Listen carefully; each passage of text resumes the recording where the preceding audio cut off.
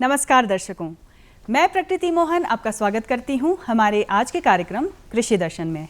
दर्शकों, आज के हमारे कार्यक्रम का विषय है कीटनाशक छिड़काव करने संबंधी जानकारी एवं सावधानियां। और इस विषय में जानकारी देने के लिए हमारे साथ हमारे स्टूडियो में उपस्थित हैं डॉक्टर जगदीश वर्मा, जो कि उद्यान विभाग मशोबरा शिमला में बतौर विषय विशेषज्ञ कार्य कर चुके हैं और अब सेवानिवृत्त हैं। साथ ही बागवानी एवं कृषि के क्षेत्र में इनका एक काफ़ी लंबा अनुभव है। बहुत बहुत स्वागत है डॉक्टर वर्मा आपका हमारे स्टूडियो में।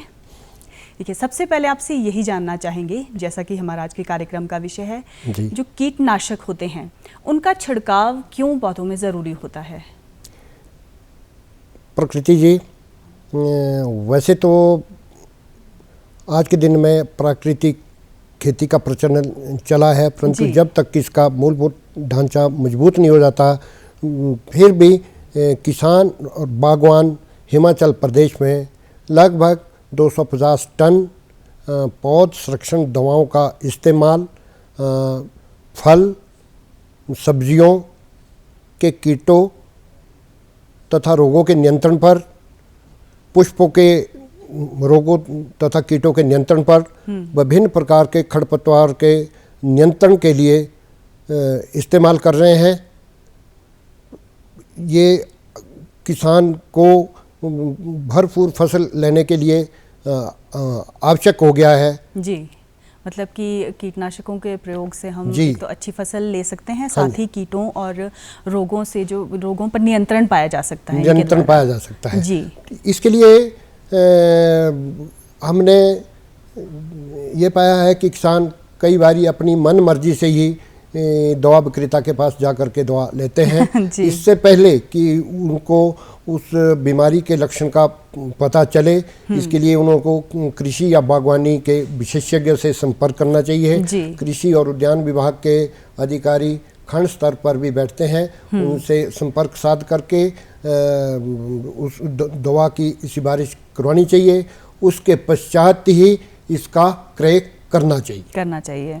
कहने का मतलब ये है कि किसान जब भी कोई लक्षण देखे, उससे सबसे पहले जाके किसी विशेषज्ञ से बात करनी चाहिए और लक्षणों के अनुसार ही दवा खरीदनी चाहिए। लक्षणों के अनुसार ही दवा खरीदनी चाहिए। इसमें तीन चार पहलुओं को जरूर मद्देनजर रखना चाहिए जी, कि दवा का इस्तेमाल क्यों करना है, कब करना है, जी, कितना करना है और कैसे करना है। ये नॉलेज लेना उसको इस्तेमाल करने से पहले अति आवश्यक है। जी, क्या इसके रिगार्डिंग कोई ट्रेनिंग भी दी जाती है विभाग के द्वारा? इसके रिगार्डिंग समय समय पर विभाग द्वारा अवेयरनेस कैंप भी लगाए जाते हैं और हर साल इसके लिए छिड़काव सारणी में भी दवाओं का सिफारिश किया जाता है। कई दवाओं को बैन भी किया जाता है, कईयों को ऐड भी किया जाता है। तो इसलिए किसानों को अपडेट रहने के लिए छिड़काव सारणी का जो विश्वविद्यालय और विभाग द्वारा अनुमोदित है उसको अपनाना चाहिए। जी, देखिए, आपने बात की ये छिड़काव सारणी की, तो ये छिड़काव सारणी में जैसे कि आपने बताया कि विभिन्न दवाओं का, कीटनाशक दवाओं का इसमें जिक्र है और वो किस तरह से किस समय इस्तेमाल करनी है ये भी जानकारी उसमें दी गई है। जी, अब हमारा सवाल है कि जो ये छिड़काव सारणी है ये किसान बागवानी कहाँ से प्राप्त कर सकते हैं? जी, ये आपका प्रश्न बिल्कुल सही है। जब आपने जानकारी ले ली उसके बाद आप सबसे पहले प्राथमिकता तो देंगे आप जो कृषि और उद्यान विभाग के विक्रय केंद्र है उनके पास आप जा करके अपनी डिमांड दे सकते हैं। जी, अगर उनके पास उस समय दवा उपलब्ध नहीं है तो आप पंजीकृत दवा विक्रेता जो कृषि और उद्यान विभाग के नियंत्रण में चलते हैं उनसे आप छिड़काव सारणी में अनुमोदित दवाओं को देखते हुए आप उसका क्रय कर सकते हैं। जी, मतलब जो ये छिड़काव सारणी है ये आसानी से उपलब्ध हो जाती है। जी हाँ, ये आसानी से उपलब्ध हो जाती है और इसकी फ्री ऑफ कॉस्ट ये पंपलेट उद्यान विभाग के अधिकारियों के पास उपलब्ध होता है। तो आप इसको बिना किसी कीमत से अपनी जानकारी के लिए इसको अपने पास रख सकते हैं। जी, अच्छा, ये जो दवाइयाँ हैं इनको क्रय करते समय किन किन बातों का विशेष ध्यान हमें रखना चाहिए? प्रकृति जी, क्रय करते वक्त आप सबसे पहले तो जो छिड़काव सारणी में दवा अनुमोदित है और आपको विशेषज्ञों ने रिकमेंड की है, उसकी कितनी मात्रा आपके इस्तेमाल होनी है, आप उतनी ही मात्रा क्रय करें। जी। क्रय करते वक्त आप देखें कि दवा की शीशी में या पैकेट पर प्रॉपर सील लगी है जी। उसमें निर्माण तिथि स्पष्ट रूप से लिखी है जी। और इसमें एक्सपायरी डेट भी हाँ, उसकी जो गुणवत्ता अवधि है कब तक है, एक्सपायरी डेट उसमें लिखी है। और ये चीज़ें आप स्पष्ट ढंग से देख लें और उसी के साथ उन दवाओं का बिल भी उस विक्रेता से अपने पास अवश्य ले लें। जी। देखिए, हमने जो ये कीटनाशक दवाएं हैं, हमने दवा की तीक्ष्णता के बारे में सुना है। ये तीक्ष्णता, सबसे पहले तो मैं चाहूँगी कि आप हमारे दर्शकों को बताइए कि तीक्ष्णता क्या होती है और तीक्ष्णता का पता कैसे लगाया जाता है। तीक्ष्णता का पता एक किसान कैसे लगाएगा?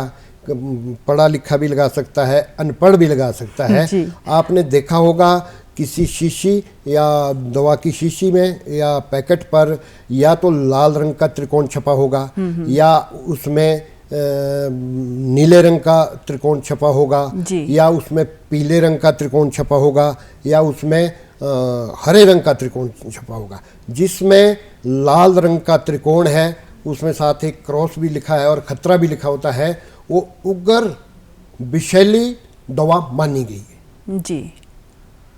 जो नीले रंग का है वो अति विषैली दवा है, जो पीले रंग का है वो सामान्य विषैली है और जहाँ पर हरे रंग का त्रिकोण बनता है वो नम्र विषैली दवा मानी गई है। परंतु नम्र का मतलब ये नहीं है कि आपको उसको मनमानी ढंग से उसको आप नंगे हाथों से खोल लें या सूंघ लें या उसकी डिग्री को टेस्ट करने लग जाए। तो इसे दवा को कभी चैलेंज नहीं करना चाहिए। नंबर ये तो उसके लिए है कि किसानों को किसके लिए कितनी दवा और किस किस्म की दवा की ज़रूरत है और उसके जो जानकारी है तीक्ष्णता की, उस सिंबल से वो स्पष्ट हो जाती है। और हर दवा के साथ सावधान रहना चाहिए, हमेशा सावधान रहना चाहिए। सावधान रहना चाहिए जी। तो क्या इन दवाओं में कोई सब्सिडी भी मिलती है किसान बागवानों को? देखो प्रकृति जी, जो गवर्नमेंट की पॉलिसी है समय समय पर बदलती रहती है। जो भी छिड़काव सारणी में दवाइयाँ होती है वो आपको उद्यान विभाग के अधिकारी के पास जा कर के इसका पता चलता है कि कौन सी दवाई में सब्सिडी है, कौन सी में नहीं है, कौन सी फुल कॉस्ट की है। तो सरकार की पॉलिसी है, ये समय पर इसमें एडिशन और डिलीशन होती रहती है। जी। देखिए, ये तो हमने बात की कि क्रय करने के संबंधी जो जानकारी थी। आपसे जानना चाहेंगे कि जब हम इसको ट्रांसपोर्ट करते हैं तो किस तरह से किन किन बातों का हमें विशेष रूप से ध्यान रखना चाहिए? जी, आपका प्रश्न ये भी बहुत महत्वपूर्ण है। जी, धन्यवाद। जब भी आपके उसका ट्रांसपोर्टेशन करनी है तो आप ध्यान रखें कि आप जब दवा खरीदने गए हैं तो उसके साथ आप खाने पीने की वस्तुएं ना खरीदें, ना रखें। जी। और उसके साथ आप जो अपना यात्री वाहन है उसमें उसकी ट्रांसपोर्टेशन ना करें। जी। इसकी ट्रांसपोर्टेशन आपको खुली गाड़ी जैसे टेम्पो इत्यादि अगर साथ आना भी पड़ता है, जैसे आज के दिन में पिकअप है या टेम्पो है, तो दवा अलग बॉडी में उनको दवा को लाना चाहिए। अन्यथा अगर आप यात्री वाहन में इनको लाएंगे तो इसका दुष्प्रभाव उनके शरीर पर हो सकता है या खुद पर भी हो सकता है। सफोकेशन हो सकती है, चक्कर आ सकता है, सिर दर्द हो सकती है। तो इसलिए आप इन चीज़ों का ध्यान अवश्य रखें। हाँ जी, क्योंकि ये जो दवाएं हैं, ये बात हमेशा ध्यान में रखनी चाहिए कि ये तीक्ष्ण होती हैं, जहरीली भी होती हैं, तो जिसका दुष्प्रभाव इंसान के ऊपर पड़ सकता है। जी। अब आपसे जानना चाहेंगे कि क्या अलग अलग मौसम में, अलग अलग ऋतुओं में अलग अलग छिड़काव करते हैं, और अगर छिड़काव करते हैं तो ये छिड़काव क्यों ज़रूरी होता है? देखो, ऐसे है कि दवाओं का इस्तेमाल करने से पहले जानकारी होना बड़ा आवश्यक है। जी। और जब भी बीमारी के लक्षण आए, दो चीज़ें हैं, ये एक है बीमारी का उपचार, एक है कीटों का नियंत्रण। जी, आपको ये होना अति आवश्यक है। आपने देखा होगा जब भी गर्मी का मौसम आता है तो कीटों की ब्रीडिंग भी होती है, जी, कीट बढ़ ज़्यादा जाते हैं वो। पनपते हैं। उन दिनों कीटनाशकों का प्रयोग मतलब जरूरी हो जाता है ताकि वो उनकी जो जनरेशन है आगे ना बढ़े। और जब हमारा बरसात का मौसम आता है तो आपने देखा होगा खास करके सब्जियों में और फलों में कई किस्म के रोग पनपते हैं। तो इससे पहले कि वो रोग पनपे तो उस ऋतु के शुरुआत में ही प्रिकॉशन के तौर पर उन दवाओं को छिड़काव सारणी के अनुसार समय समय पर करते रहे। इतना भी आप ध्यान रखें कि जो भी कीटनाशक या फफूंदनाशक आप एक बारी स्प्रे करते हैं, उसी फफूंदनाशक या कीटनाशक को दूसरी स्प्रे में उसको रिपीट ना करें। जी, कौन सा समय जो है वो सबसे उत्तम माना गया है छिड़काव करने के लिए? ये समय सारणी में बिल्कुल स्पष्ट लिखा है। अब ये विषय फलों का विषय अलग से है, सब्जियों का विषय अलग से है और खरपतवार का विषय अलग से है। फल में भी दो किस्म के हैं। जो पर्णपाती फल पौधे हैं उनकी स्प्रे कुछ सर्दी में भी की जाती है और जब फ्लावरिंग स्टेज में भी की जाती है, फ्रूट डेवलपमेंट में की जाती है और प्री हार्वेस्टिंग में की जाती है, आफ्टर हार्वेस्टिंग की जाती है। तो इसी तरह सब्जियों में भी नर्सरी स्टेज पर, ग्रोइंग स्टेज पर, फ्रूटिंग स्टेज पर इनको किया जाता है ताकि वो प्रॉपर ढंग से हमारी प्रोडक्शन हो सके। डॉक्टर वर्मा, कई किसान बागवान हैं वो समझते हैं कि प्रायोरिटी देते हैं कि सुबह के समय स्प्रे होनी चाहिए, या फिर कुछ लोग सोचते हैं कि दिन के समय में स्प्रे होनी चाहिए।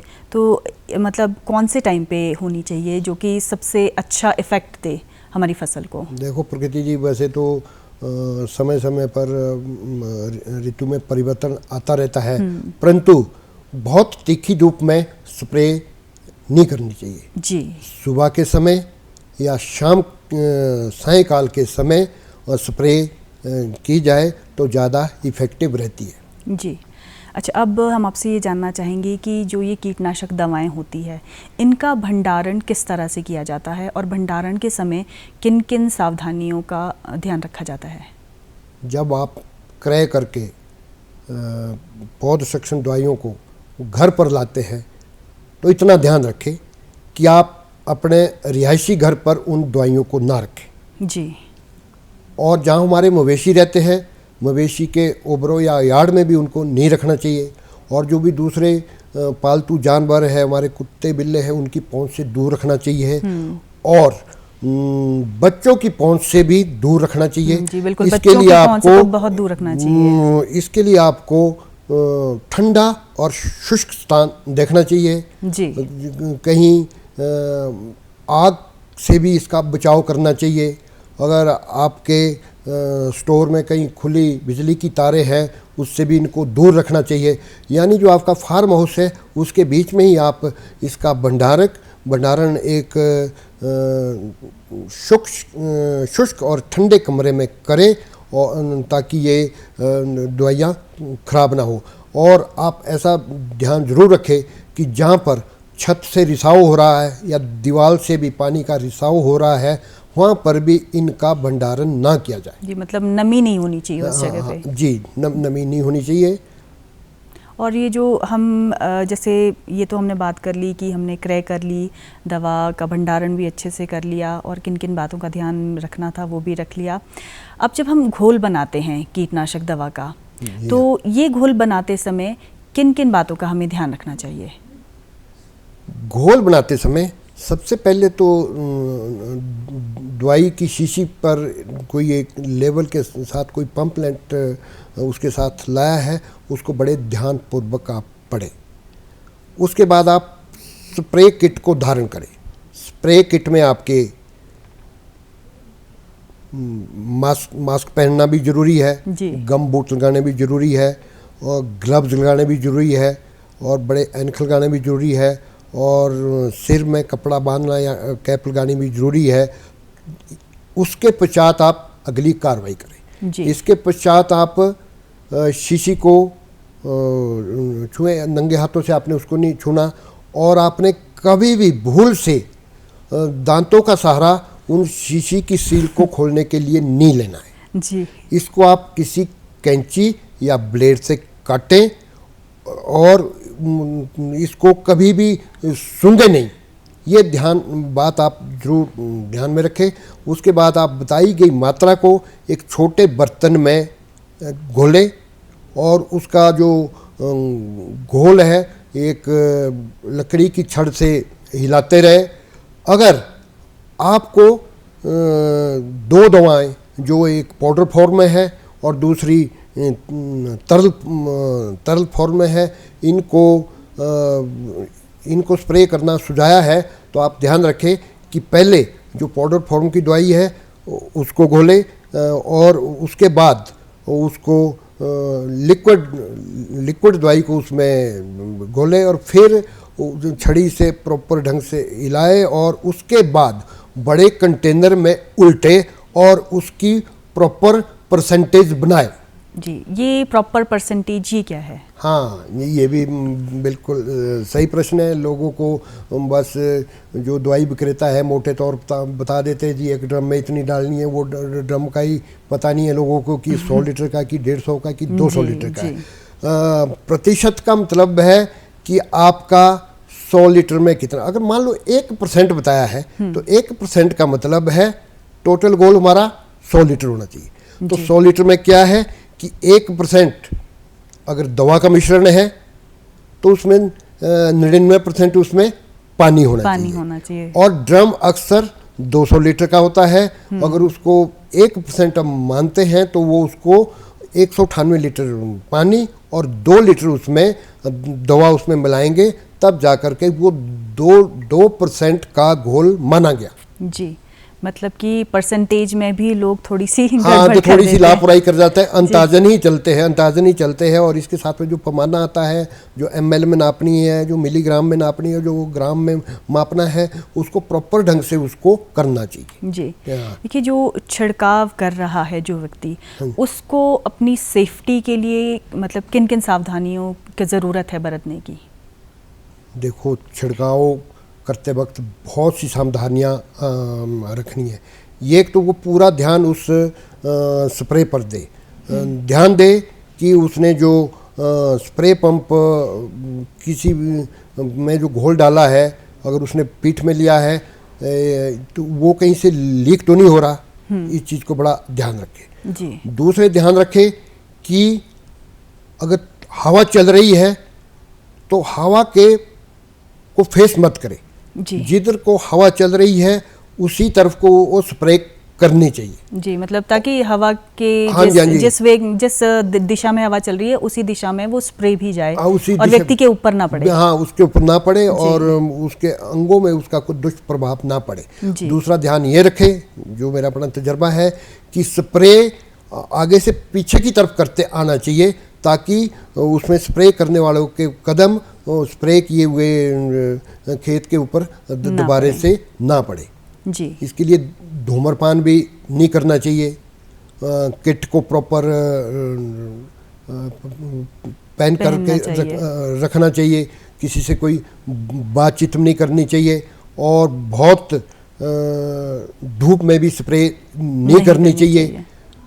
और जब आपकी स्प्रे में ऐसा तो नहीं है कि घोल पूरा हो जाएगा, हो सकता है थोड़ा कम हो गया या 2-3 लीटर बच गया, तो आप बचे हुए घोल को जो पंप से भी बच गया है उसको आप ना तो खुले रनिंग वाटर में डालें, क्योंकि वो तो जहर डालने के समान हो गया। जी, ना किसी बौड़ी या तालाब में डालें जहाँ मवेशी पानी पीते हैं।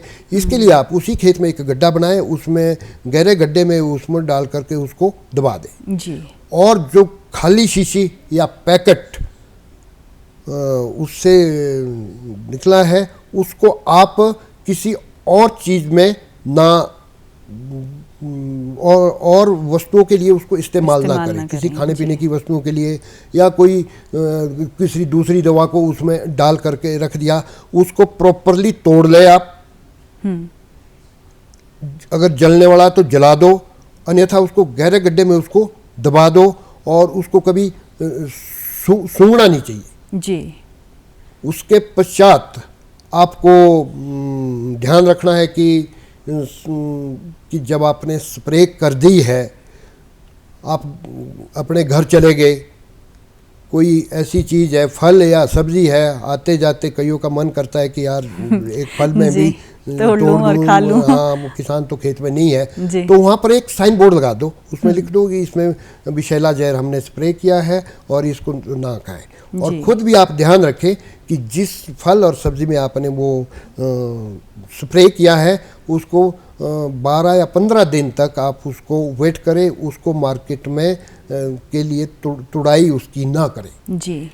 और जो उपभोक्ता हैं, हाँ, जो उपभोक्ता है उनके लिए भी मैं सलाह देता हूँ कि सब्जी को ऐसे नहीं कि सीधे सब्जी विक्रेता से लाई और काट करके तड़के में डाल दी, उसको प्रॉपरली साफ पानी में उसको धो दे, क्योंकि पानी का भी एक रोल रहता है कि पानी को से सब्जी को अच्छे ढंग से पहले काटने से पहले उसको धो लेना चाहिए, तभी उसको इस्तेमाल करना चाहिए जी।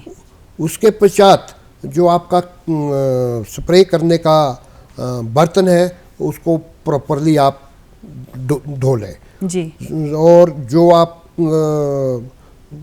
आपका स्प्रेयर है, उसकी नोजल को कभी आप, अगर उसमें कोई ब्लॉकेज हो जाए, कभी मुंह से या नंगे हाथों से उसको खोलने की कोशिश ना करें।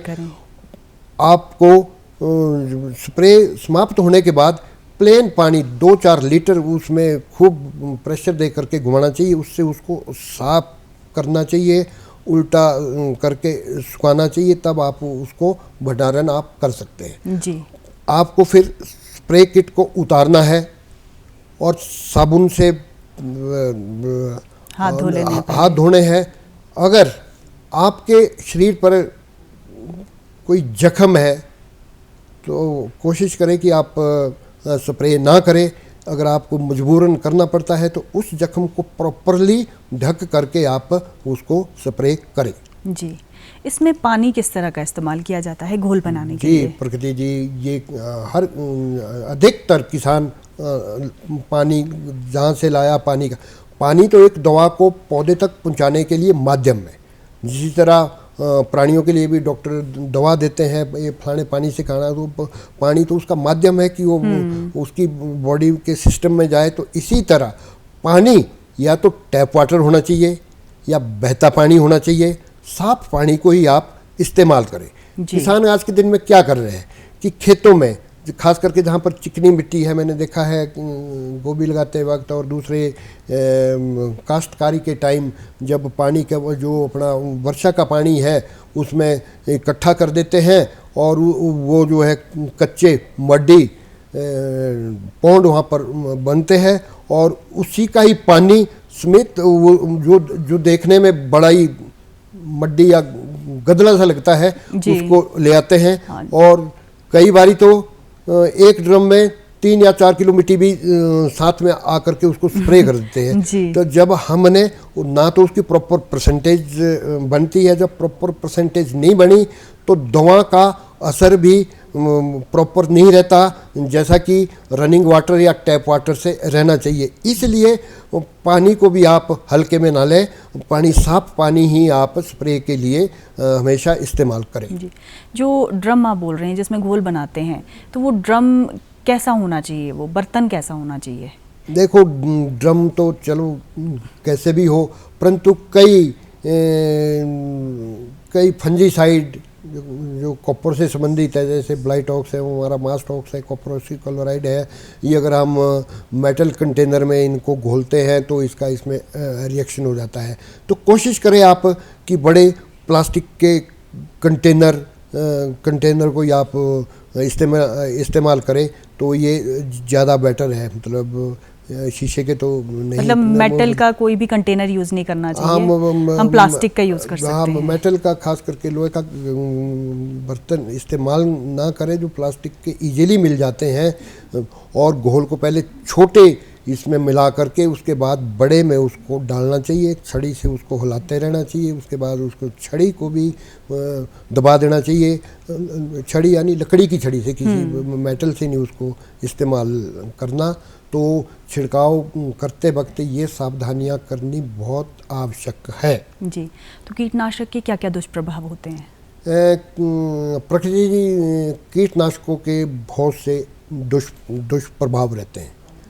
दुष्प्रभाव का कारण जो है दवा का त्वचा पर गिरना, आंखों पर गिरना, या दवा को कभी सूंघ लेना गलती से। जी, तो ये दवाएं क्योंकि विषैली होती हैं, हाँ, जो दवा विषैली होती है अपना रिएक्ट करेंगी ज़रूर। और जैसा मैंने बताया कि सब्जियों को धोकर ही इस्तेमाल करना चाहिए। या दूषित भोजन में ये आया कि जिस दवा में स्प्रे की हुई है और उसको सीधा ही बाजार से ला करके धोने में कौन फंसे, सब्जी बना दी। और दूषित भोजन का से भी दुष्प्रभाव उसका रहता है।